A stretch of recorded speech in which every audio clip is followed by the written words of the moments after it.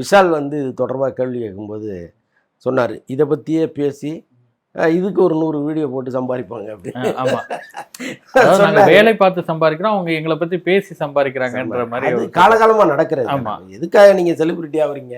100 பேர் நம்மளை பத்தி பேசணும் இருக்கு. இல்ல, இப்ப யூடியூப் வராத காலத்திலயும் அச்சு ஊடகம் மட்டுமே இருக்கும்போது அதுலயும் அந்த செய்தியை போட்டுறது தானே அவங்களுக்கும் அந்த வளர்ச்சி இருந்தது. ஆமாங்க, இப்ப நீங்க ஊடகங்கள் இல்லாமல் நீங்க இல்ல, நீங்க இல்லாம ஊடகங்கள் இல்ல. இது வந்து பரஸ்பரம் காலகாலமா நடந்துட்டு இருக்கிறது தான். எங்களை வச்சு சம்பாதிக்கிறீங்க அப்படின்னு சொல்றதே ரொம்ப சிறுபிள்ளைத்தனமா இருக்கு. அது வந்து ஊடகங்களுடைய வேலை. நீங்க என்ன செய்றீங்களோ அதை பேசுவதுங்கிறது ஊடகங்கள் வேலை. அரசியலை பேசுவதற்கு ஒரு தனி குரூப் இருக்கும், சினிமாவை பேசுறதுக்கு ஒரு தனி குரூப் இருக்கும், விஞ்ஞானத்தை பேசுறதுக்கு ஒரு தனி குரூப் இருக்கும். இப்படி சமூகத்தின் பல்வேறு நிகழ்வுகளை பல்வேறு நபர்கள் பேசிகிட்டே இருப்பாங்க. அதை நீங்கள் தடுத்து நிறுத்தவே முடியாது. அதனால் அவர் சொன்னதுக்கு லேசாக சிரிச்சுட்டு அதை கடந்து போயிடுவான். இது வடிவங்கள் மாறி இருக்குது, அந்த அப்டேட்டுக்கு ஏற்ற மாதிரி வந்திருக்குது, அவ்வளோதான் விஷயம். அவ்வளோதான். ஒரு காலத்தில் அச்சு ஊடகமாக இருந்துச்சு, நீ காட்சி ஊடகமாக மாறி போச்சு, அவ்வளோதான். இன்னொன்று, இப்போ வடிவேலு விஷயத்துக்கு வரும்பொழுது அவர் என்ன சொல்கிறாருன்னா, தயாரிப்பாளர்களே இந்த படத்தை கில் பண்ணுறாங்கன்னு சொல்கிறாரு.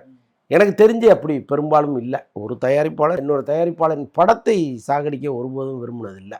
ஏன்னா அவங்களுக்கு தெரியும் நாளைக்கு நம்ம படம் வரும், அதை இவர் செய்வாருங்கிறது அவங்களுக்கு தெரியும். ஸோ அதனால் அந்த மாதிரி போக மாட்டாங்க. பட் நடிகர்கள் போகிறாங்க. நடிகர்கள் வந்து ஒரு நடிகரை இன்னொரு நடிகர் காலி பண்ணுறதுக்கான வேலைகளை இங்கே பார்க்குறாங்க. அப்படி ஒருத்தர் முதுகில் ஏறி இன்னொருத்தர் வரணும்னு நினைக்கிறதெல்லாம் இங்கே ரொம்ப சர்வசாதாரணமாக இருக்குது. ஸோ அதனால் அவர் ஒருவேளை நடிகர்களை சொல்லியிருந்தால் பிரச்சனை இல்லை. பட் நடிகர் சங்கத்தில் இருந்துக்கிட்டு ஒரு தயாரிப்பாளர் சங்கத்தை சொன்னது ரொம்ப ஆச்சரியமாக இருந்துச்சு. ஏன்னா தயாரிப்பாளர் சங்கத்தில் ஒருவர் இல்லாமல் அவர் தயாரிப்பாளராக வந்திருக்க போகிறதில்ல. அப்போ அது யாருன்னு வடிவேல்கிட்ட இவங்க பர்சனலாவது கேட்கணும்.